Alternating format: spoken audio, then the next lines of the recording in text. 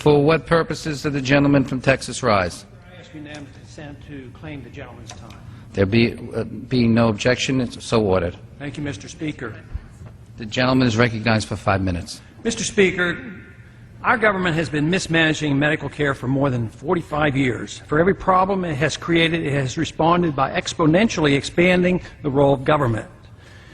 Here are some points I'd like to have my colleagues consider. Number one, no one has a right to medical care. If one assumes such a right, it endorses the notion that some individuals have a right to someone else's life and property. This totally contradicts the principles of liberty. Number two, if medical care is provided by government, this can only be achieved by an authoritarian government unconcerned about the rights of the individual. Number three, economic fallacies accepted for more than 100 years in the United States has deceived policymakers into believing that quality care can come only by only can be achieved by government force, taxation, regulations, and bowing to a system of special interests that creates a system of corporatism. Number four, more dollars into any monopoly run by government never increases quality, but it always results in higher costs and prices. Number five, government does have an important role to play in facilitating the delivery of all goods and services in an ethical and efficient manner. Number six, first, government should do no harm. It should get out of the way and repeal all the laws that have contributed to the mess we have. Number seven, the costs are obviously too high. But in solving this problem, one cannot ignore the debasement of the currency as a major factor. Number eight, bureaucrats and other third parties must never be allowed to interfere in the doctor-patient relationship. Number nine, the tax code, including the ERISA laws, must be changed to give everyone equal treatment by allowing a 100% tax credit for all medical expenses. Laws dealing with bad outcomes and prohibiting doctors from entering into voluntary agreements with their patients must be repealed.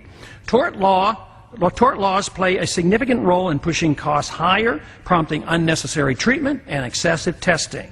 Patients deserve the compensation, the attorneys do not. Number 10, insurance sales should be legalized nationally across state lines to increase competition among the insurance company. Number 11, long-term insurance policies should be available to young people similar to term life insurances that offer fixed prices for a long period of times. Number 12, the principle of insurance should be remembered. Its purpose in a free market is to measure risk, not to be used synonymously with social welfare programs. Any program that provides for first dollar payment is no longer insurance. This would be similar to giving coverage for gasoline and repair bills to those who buy car insurance or providing food insurance for people who go to the grocery store. Obviously, that would not work. Number 13, the cozy relationship between organized medicine and government must be reversed. Early on, medical insurance was promoted by the medical community in order to boost reimbursements to doctors and hospitals. That partnership has morphed into the government/insurance industry, still being promoted by the current administration. Number 14, threatening individuals with huge fines by forcing them to buy insurance is a boon to the insurance companies. Number 15, there must be more competition for individuals entering into the medical field. Licensing strictly limits the number of individuals who can provide patient care. A lot of problems were created in the 20th century as a consequence of the Flexner Report in 1910, which was financed by the Carnegie Foundation and strongly supported by the AMA.